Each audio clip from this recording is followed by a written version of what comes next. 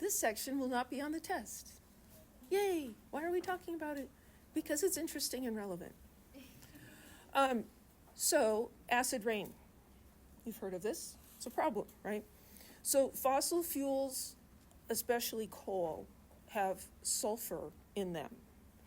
So these fossil fuels are not pure. They've got all kinds of stuff in them. And that's the reason we have oil refineries, is to purify them and separate them out into different grades and stuff. But still, we don't get them completely pure. So there's some sulfur in there, and during the combustion of the fossil fuel, it's going to make sulfur dioxide.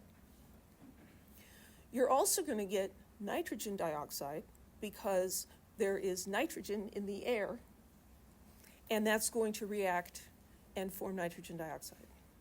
Okay, so why is this a problem? Well, sulfur dioxide can react with oxygen and water in the atmosphere and make sulfuric acid. NO2 can react with oxygen and water in the atmosphere and make nitric acid. These are two strong acids, right?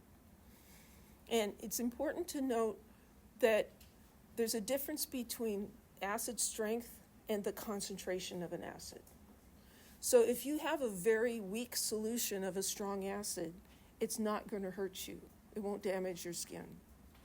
If you have a very concentrated solution of a weak acid, it could cause damage. So these are strong acids, but they're going to be pretty dilute in the atmosphere, but still they're going to be up there. So when those acids combine with rain, we get acid rain. And this problem varies geographically. It's a bigger problem in the Northeast, which is why here in California we don't really talk about it that much. The natural air currents take SO2 and NO2 that's produced by coal combustion in the Midwest and blow it to the Northeast. Rain is somewhat naturally acidic because carbon dioxide will form carbonic acid. But that's a weak acid.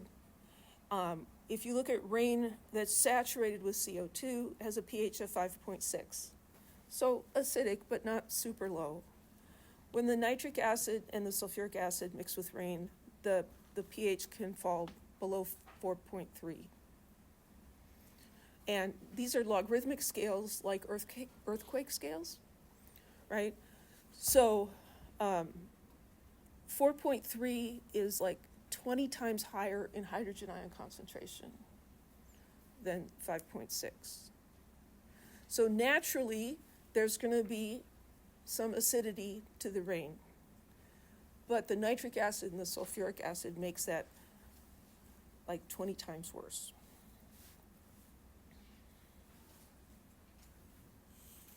So what does this do? Well, the acid in the rain can dissolve things. It can dissolve some metals. It can also react with carbonates. So metals in bridges, railroads, automobiles, they get rusty, right? They're beginning to dissolve. Marble, limestone, cement, these all have a lot of carbonate in them.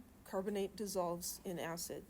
And so here you have a picture of two gargoyles on a building, and this one must be sheltered more from the rain than the other one, because this one has lost most of the detail on it after years and years of rain.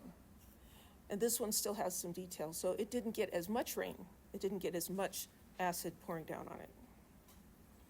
So it affects things like that. It also affects aquatic life in lakes and rivers because it can accumulate there.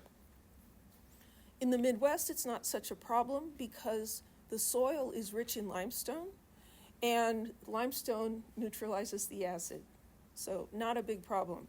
But in the Northeast, it's much more of a problem because they don't have much limestone. Trees can also be affected.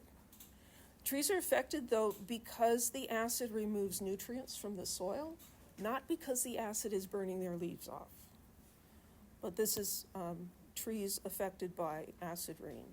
So it's not that the rain falling on them is causing them to die. It's that as the rain goes into the soil, it dissolves the nutrients and takes them away. And then the soil doesn't have enough nutrition in it to support the trees. So back ancient history for you guys, 1990, they made some amendments to the Clear Air Act to force people to lower their SO2 emissions. And so this is a graph showing from back in 1990, the concentration in parts per billion of SO2 in the air. And this is going up to 2016, and we see that there's been a nice decrease. So this is working. It's causing a reduction in acid rain. Lakes and rivers and things are beginning to recover. Yay, yeah.